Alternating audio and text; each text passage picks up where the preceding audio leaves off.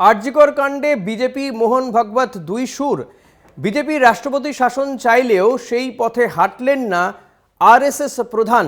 আরজিকরের মতো ঘটনা হওয়া উচিত নয়, মোকাবিলায় কড়া আইন হোক, যে পদক্ষেপই সরকার নিক আমাদের সমর্থন থাকবে, সব অপরাধীর শাস্তি হওয়া উচিত, যে দাবি উঠছে তাতে আমাদের সমর্থন আছে, আবার যে পদক্ষেপ সরকার নেবে তাতেও সমর্থন আছে।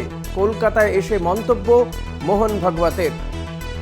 আরজিকরের ঘটনা নিয়ে বিজেপি এবং আরএসএসের কি দুই সুর? বিজেপি যখন চাইছে রাষ্ট্রপতি শাসন এ রাজ্যে, তখন মোহন ভাগবত কিন্তু সেসবের দিকে গেলেন না। তাঁর বক্তব্য কড়া আইন আনা হোক, কড়া হাতে এই বিষয়টিকে সামলাক সরকার,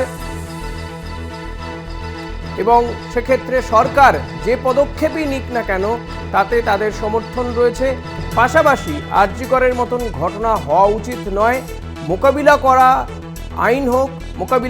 আইন হোক, যে পদক্ষেপই সরকার নিক আমাদের সমর্থন থাকবে, সব অপরাধীর শাস্তি হওয়া উচিত, যে দাবি উঠছে তাতে আমাদের সমর্থন আছে, আবার যে পদক্ষেপ সরকার নেবে তাতেও সমর্থন আছে।